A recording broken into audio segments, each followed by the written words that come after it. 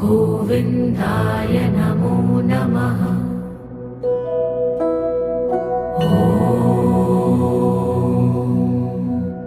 कृष्णाय वासुदेवाय हरये परमात्मने प्रणतः क्लेशनाशाय गोविन्दाय नमो नमः।